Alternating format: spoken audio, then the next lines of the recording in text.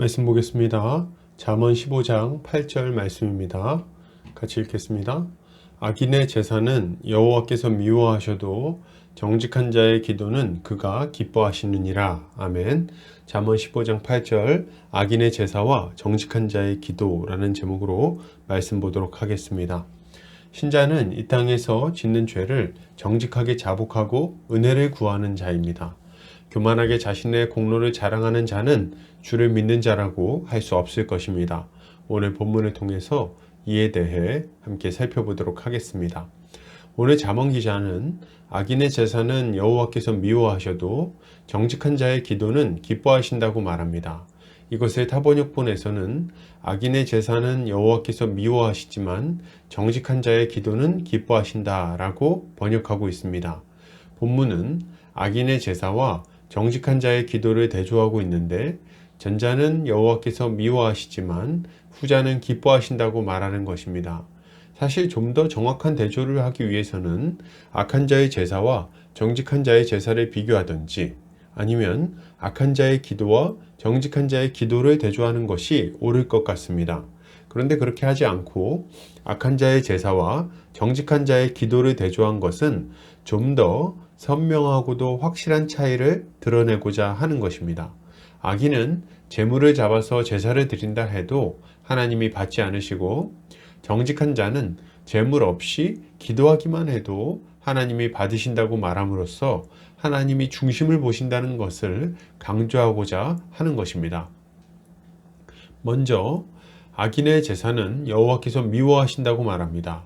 이때 악인의 제사를 받지 않으신다는 말은 하나님께서 죄를 지은 사람의 제사를 받지 않으신다는 말로 해석해서는 안 됩니다.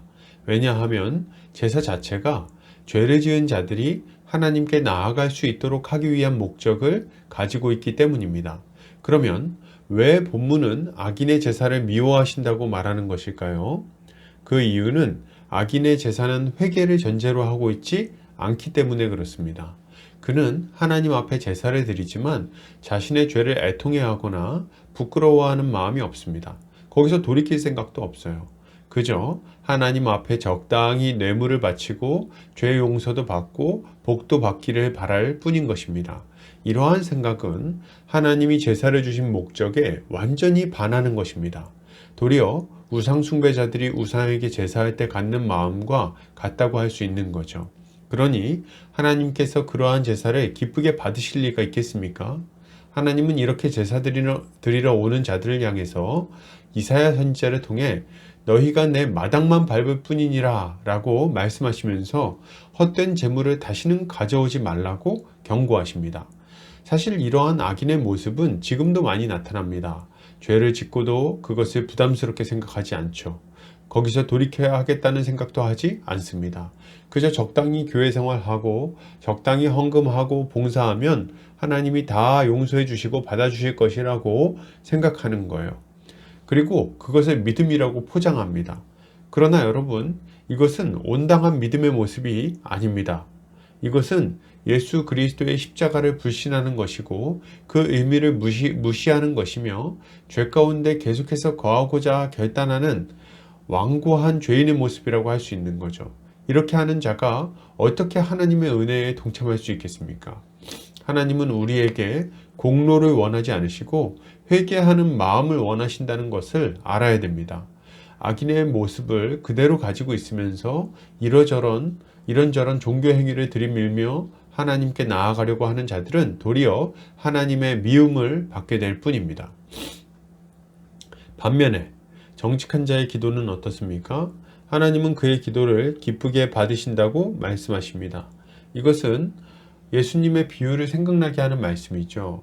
주님은 바리새인과 세리가 성전에 올라가서 기도했을 때 바리새인의 교만한 기도를 하나님께서 물리치시고 세리의 겸손하고 애통해하는 기도를 받으신다고 말씀하십니다. 참으로 옳은 말이죠. 하나님은 재물이 아니라 믿음을 요구하시기 때문입니다. 짐승을 드리는 것은 공로 쌓기나 대가 지불이 아니라 장차 오실 대속자에 대한 믿음의 표현이어야만 합니다. 영원하신 대속자 예수 그리스도를 향한 믿음이 없다면 그 모든 재물은 의미 없는 희생에 불과한 것이죠. 그렇기에 하나님은 아브라함을 아브라함의 믿음을 그의 의로 여겨주신 것이며 세리의 기도를 받아주시는 것입니다. 그러므로 우리가 가져야 할 모습은 무엇일까요? 어리석고 교만한 모습을 버리고 겸손히 예수 그리스도를 의지하며 믿음으로 하나님께 나아가야 할 것입니다. 우리의 죄를 정직하게 자백하고 예수 그리스도의 십자가 공로를 붙들어야 된다는 거예요. 이렇게 할 때 주님은 우리의 죄를 용서하실 뿐만 아니라 우리의 기도도 기쁘게 받아주실 것입니다. 결론을 드립니다. 여러분, 악인의 교만하고 어리석은 제사를 멈추시기 바랍니다. 그리고 하나님 앞에 정직하게 회개하며 그의 은혜를 구하시기를 바랍니다.